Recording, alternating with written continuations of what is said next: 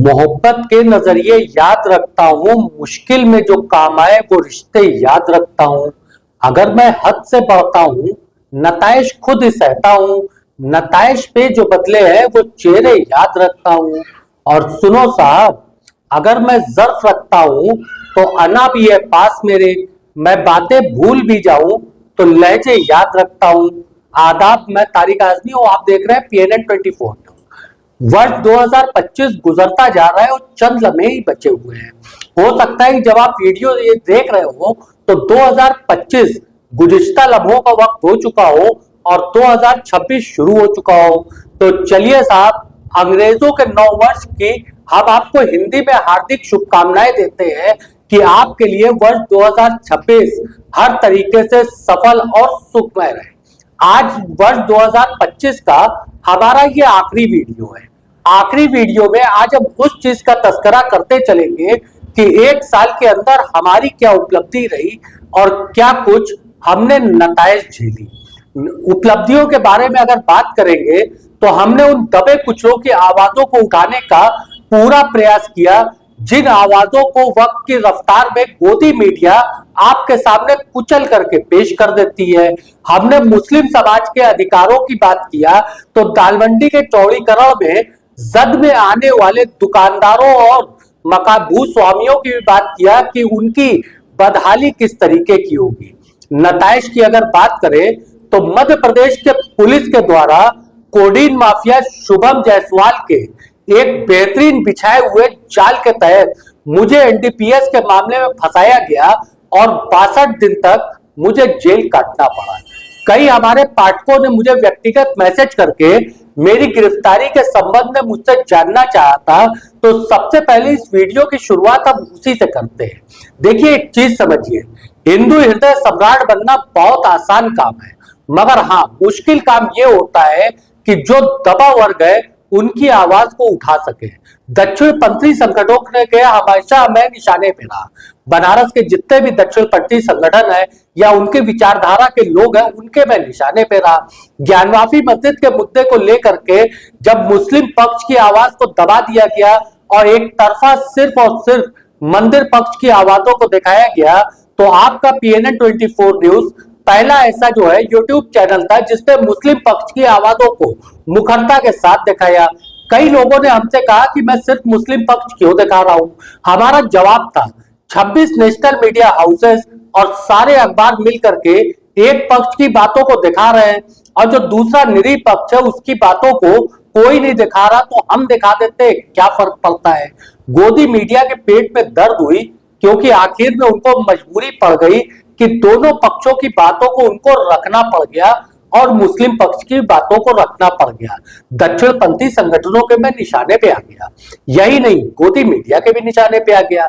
इसके अलावा कोडीन के ऊपर लगातार 3 साल से मैं काम कर रहा था कि किस तरीके से पूरी की पूरी जनरेशन को मुफ्तखोर और हरामखोरों के द्वारा किस तरीके से तबाह किया जा रहा है। हमारी कई खबरों का संज्ञान लेकर के वाराणसी से लेकर गाजीपुर और बलिया तक में माल की जब्ती पुलिस ने किया और यह जब्ती का कहीं ना कहीं से ताल्लुकात शुभम जायसवाल से था। दूसरी तरफ तब तक जो है दालमंडी चौड़ीकरण का मुद्दा आया और दालमंडी चौड़ीकरण में दालमंडी के दुकानदारों को, भूस्वामियों को उनकी जो बदहाली का था, उनके जो परेशानी थी, उस चीज को मैंने लगातार दिखाया। एक ऐसा क्षेत्र जहां से कोई भी हिम्मत नहीं जुटा पा रहा था कचहरी तक जाने के लिए, उस क्षेत्र में हमारा प्रयास था। हमने अपने वीडियो में लगातार समस्याओं को दिखाया, जागरूकता फैली और 100 से ज्यादा हाईकोर्ट से स्टे आ गए। क्या कहना था साहब, दक्षिणपंथी संगठन के निशाने पे और आ गए। शुभम जायसवाल की आंख की मैं किरकिरी बनाता और उसके निकटस्थ पत्रकारों की भी आंख की मैं किरकिरी बना हुआ था। इसी दरमियान शुभम जायसवाल को युवा हिंदू हृदय सम्राट बनने का नया नया तमन्ना पैदा हो गई और अलीन माफिया शुभम जायसवाल, जो अभी वाराणसी पुलिस का 50,000 का इनाम लिया है, सोनभद्र पुलिस का 25,000 का इनाम लिया है और 25,000 का इनाम आजमगढ़ पुलिस ने घोषित कर रखा है। शुभम जायसवाल के लिए हिंदू हृदय सम्राट बनने के अलावा एक रास्ता और खुला था। शुभम जायसवाल वाराणसी से MLC सीट के चुनाव लड़ने की तैयारी भी कर रहा था। इस दरमियान हिंदू हृदय सम्राट बनने के लिए शुभम जायसवाल ने एक षड्यंत्र खेला और षड्यंत्र के तहत ही मुझे एक झूठे मामले में फंसा दिया। यह मामला अभी अदालत में विचाराधीन है और जिस प्रदेश के अंदर साल से 1.5 साल तक एनडीपीएस जैसे मामलों में कोई सुनवाई, कोई पूछ नहीं होती है, वहां 62 दिन में ही हाईकोर्ट ने हमारी जमानत दिया था। मामला अदालत में विचाराधीन है, इसलिए इस पर ज्यादा कुछ टिप्पणी नहीं कर सकता हूं। हाँ, कुछ दगे हुए कारतूस के तरीके से पत्रकार हैं, जैसे लोकनाथ पाड़े वगैरह जैसे हैं, नाम के साथ बोल रहा हूं, इन्होंने मुझे कथित पत्रकार कह के उस दरमियान जो है अपने फेसबुक पोस्ट पे पोस्ट किया था। ये फेसबुक पे ही पोस्ट कर सकते हैं, इसके अलावा तो इनकी कलम कहीं चल नहीं सकती है। ऐसे पत्रकारों को आना चाहिए और आकर के मुझसे मुलाकात करना चाहिए और जानना चाहिए मैं कथित हूं कि गैर कथित हूं। बहरहाल साहब, हम मुद्दे की बात पे वापस आते हैं। हम इसको भी अपनी एक उपलब्धि मानते हैं कि वर्ष 2025 में इस लगभग 67 दिन की हमको नताइश दिया था, मगर नताइश के बाद समाज ने मुझे वही सम्मान दिया। पत्रकारों का एक बड़ा वर्ग मेरे साथ खड़ा था, वो परेशान थे, बेचैन थे, सभी सहायता करना चाहते थे, मगर अदर स्टेट का मामला होने की वजह से कोई कुछ नहीं कर पा रहा था। मैं अपने उन सभी साथी पत्रकारों का धन्यवाद देना चाहता हूं जो दिल से हमारे साथ थे। खैर साहब, कहा जाता है ना, पाप का घड़ा भरता है तो फूटता जरूर है। शुभम जायसवाल के भी पाप का घड़ा आखिर में फूटा और सोनभद्र पुलिस ने एक माल पकड़ा, कुछ माल पकड़ा जो करोड़ों का माल था। शुरुआत में इसमें नाम आया था कि सोनभद्र पुलिस के लिए ने जो माल पकड़ा, ये माल जा रहा है किसी राम के लिए। वो तो बाद में पता चला कि ये माल तो शुभम जायसवाल का था। उसके बाद शुभम जायसवाल पे लगातार प्रशासन सख्त होता गया, एसटीएफ सख्त होती गई और उत्तर प्रदेश में यह राजनीतिक रूप भी लेता गया। विधानसभा में चर्चा उठी, सत्ता ने विपक्ष पे निशाना साधा, विपक्ष ने सत्ता पे निशाना साधा। विपक्ष जो है जहां सत्ता को घेर रहा था कि और उसमें धनंजय सिंह से लेकर के कई अन्य भाजपा के नेताओं का नाम लिया जाता है। पूर्व सांसद है धनंजय सिंह, बाहुबली सांसद में गिनती होती है और धनंजय सिंह के करीबी कहे जाने वाले अमित सिंह टाटा इस मामले में गिरफ्तार भी हुए हैं। बाहुबली सांसद में धनंजय सिंह की गिनती होती है, धनंजय सिंह का नाम लिया जाने लग गया विपक्ष के द्वारा और अन्य भी जो है बीजेपी से संबंधित नेताओं का नाम विपक्ष के द्वारा लिया गया। वही मुख्यमंत्री योगी आदित्यनाथ ने सदन में खड़े होकर के अमित यादव जैसे समाजवादी पार्टी यूनियन सभा के प्रदेश सचिव का नाम लेके बताया कि अमित यादव के नाम पे भी है। लगातार पुलिस की कार्रवाई चल रही है और कुछ लोग तो ये भी कह रहे हैं कि साहब धीरे धीरे मामला ठंडा पड़ेगा। ठंडा क्यों नहीं पड़ेगा साहब? आप इकोसिस्टम को देखिए, शुभम जायसवाल का इकोसिस्टम सबसे मजबूत है। शुभम जायसवाल के लिए जो खतरा पैदा होता है उसकी अचानक मौत हो जाती है। वाराणसी पुलिस कमिश्नर ने एडवोकेट आनंद ज्योति के हत्याकांड की जांच के लिए एसआईटी का गठन कर दिया। उनकी मौत पे जो है जांच होगी, एसआईटी जांच करेगी। वाराणसी के प्रसिद्ध वकील थे एडवोकेट आनंद ज्योति सिंह। इनकी मौत का इंसाफ वाराणसी के वकीलों ने कितना लिया ये तो वकील जाने, मगर हाँ मृत्यु तो संदिग्ध थी। एसआईटी क्या जांच करेगी? विस्रा रिपोर्ट की जांच करेगी। विस्रा रिपोर्ट की प्रति हमको मिली है। विस्रा रिपोर्ट की प्रति में यह चीज है कि एडवोकेट आनंद ज्योति की विस्रा रिपोर्ट में अल्कोहल आया है, मगर एक बड़ा सवाल आपको मैं बताता चलता हूं, पुलिस इस मामले की जांच नहीं करेगी वो अल्कोहल कहां से आया, क्योंकि एक कड़वी सच्चाई ये है इस पूरे मामले में जो सबसे पेचीदा पेच है, एडवोकेट आनंद ज्योति शराब नहीं पीता था और शराब तो उसको सख्त नफरत थी।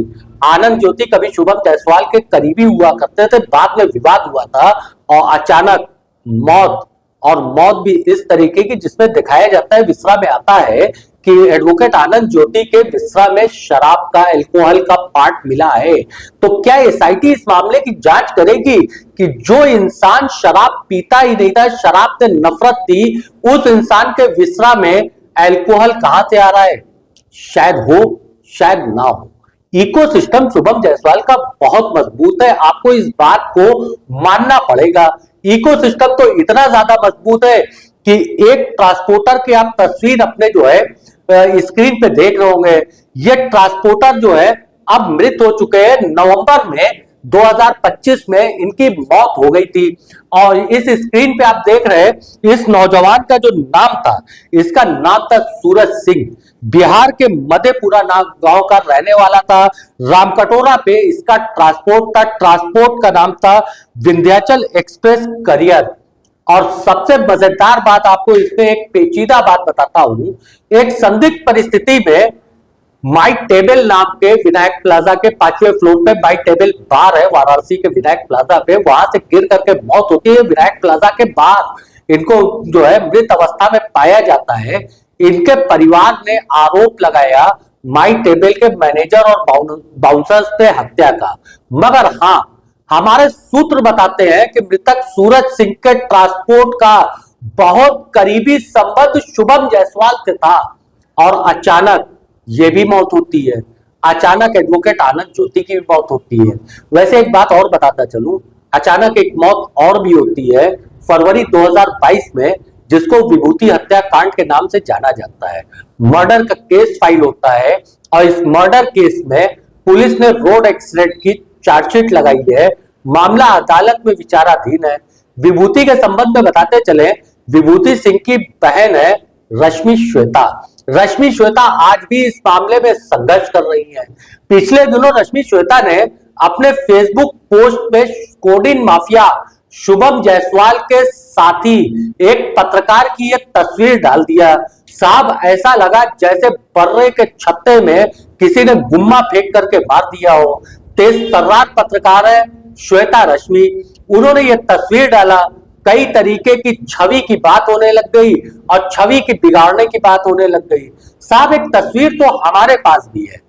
श्वेता रश्मि ने जो तस्वीर डाली, जो आप अपनी स्क्रीन पे देख रहे होंगे, ये तस्वीर कहा जा सकता है कि भाई पुरानी है, तो 3-4 साल पुरानी तो ये तस्वीर जरूर होगी। एक तस्वीर तो लेटेस्ट हमारे पास भी है। इस तस्वीर को आप देख सकते हैं। एक कचौड़ी की दुकान से अगर 35,000 की एप्पल की घड़ी हाथ में आ सकती है तो क्या बात है साहब, हमारे बनारस के हर एक पत्रकारों को के पास एक ऐसी कचौड़ी की दुकान होनी चाहिए। आपको समझना चाहिए इकोसिस्टम कितना मजबूत है। शुभम जायसवाल के मामले में जब कई सत्ताधारी दल के नेता गिरने लग गए, बाहुबली सांसद धनंजय सिंह गिरने लग गए, तो इकोसिस्टम शुभम जायसवाल का वापस काम करने लग गया। वो तो कहिए थोड़ा सा खुश हो गया कि बनारस के पत्रकारों में एक चर्चा व्याप्त हो गई कि शुभम जायसवाल के बाप भोला जायसवाल के पास से एक लाल डायरी भी बरामद हुई है। तो इकोसिस्टम थोड़ा सा खुश हुआ। इकोसिस्टम ने पूरी तैयारी कर रखा था कि ये सारा का सारा खेल एक षड्यंत्र दिखाया जाए और इसमें ब्रजेश सिंह का नाम, एमएलसी ब्रजेश सिंह का नाम खींचने की तैयारी हुई। एमएलसी ब्रजेश सिंह का नाम खींच सकता था इकोसिस्टम, उसका कारण है बेशक ब्रजेश सिंह भी एक बाहुबली जो है एमएलसी है, कोई उसमें दो राय नहीं है। ब्रजेश सिंह का आपराधिक इतिहास है, इसमें भी कोई दो राय नहीं है। मगर हाँ एक चीज थी ना कि ब्रजेश सिंह सबको जवाब नहीं देते। हो सकता है शायद इसीलिए इकोसिस्टम ने एक मजबूत चुना हो पिलर। मगर तब तक लाल डायरी का जिक्र हो गया तो लाल डायरी ने कई लोगों को लाल नकाब दिखा दिया और कई लोगों को दिखी हुई लाल झंडी इस इकोसिस्टम को धाराशायी कर चुकी है। जांचें चल रही हैं। इकोसिस्टम ये बता रहा है कि शुभम जायसवाल इंडिया छोड़कर फरार हो गया। शुभम जायसवाल का वीडियो वायरल होता है, बताया जाता है शुभम जायसवाल दुबई में बैठा है। फिर साहब क्या होता है कि शुभम जायसवाल का एक वीडियो वायरल होता है जिसमें शुभम जायसवाल एक लॉबी में टहलता हुआ दिखाई देता है। कहा जाता है कि ये दुबई का है। हमारी ये नहीं समझ में आता है कि पत्रकारों को ये जानकारी आती कहां से। दुबई में ही क्या इस तरीके की लॉबी होती है या फिर उस लॉबी में कहीं लिखा था कि हम दुबई के हैं? ऐसी तो कोई भी स्टार रेटेड होटल की लॉबी हो सकती है।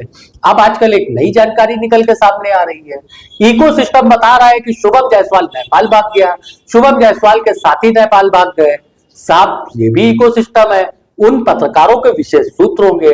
बहरहाल साहब मगर पुलिस इस मामले में जांच कर रही है और फॉरेंसिक कर रही है कि वीडियो आ कहां से रहा है। दूध का दूध और पानी का पानी होना अभी बचा है। वर्ष 2025 बीत चुका है, 2026 एक नई सुबह लेकर के आएगा, आपके लिए भी, हमारे लिए भी और उनके लिए भी जो इस कोडिन सिंडिकेट में जो है अपने आप को, अपने जीवन को बर्बाद कर चुके, इन सिंडिकेट का शिकार होकर के अपना जीवन बर्बाद कर चुके हैं। संघर्ष हमारा जारी रहेगा, संघर्ष हम करते रहेंगे। संघर्ष की विरासत हमारे रगों में है, स्वतंत्रता सेनानियों का खून हमारी रगों में दौड़ा है, तो हमारा संघर्ष जारी रहेगा। बेशक हम इसी तरीके से हर उस आवाज को उठाएंगे जो आवाज को वक्त के रफ्तार में दबा दिया जाता है। हम 2026 में उन इलाकों का भी हाल आपको दिखाएंगे जिन इलाकों में अभी चौड़ीकरण होना है और जिस तरीके से काशी अपना मूल रूप खोती जा रही है, काशी अपना हेरिटेज खोती जा रही है। ना मैं धर्म की भेद करूंगा, ना जाति की भेद करूंगा।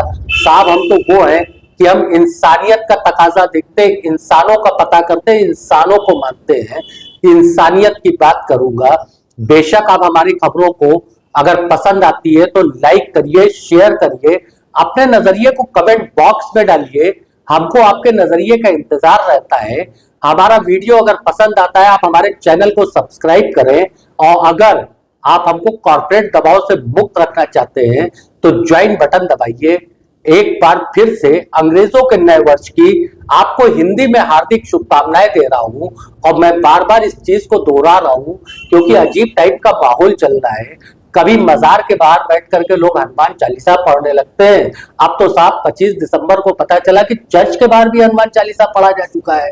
तो हमको एक डर है कि अगर हमने आपको हैप्पी न्यू ईयर कह दिया तो कहीं कुछ लोग ऐसा ना हो कि हमारे ही घर के बाहर बैठ करके हनुमान चालीसा पढ़ने लग जाए।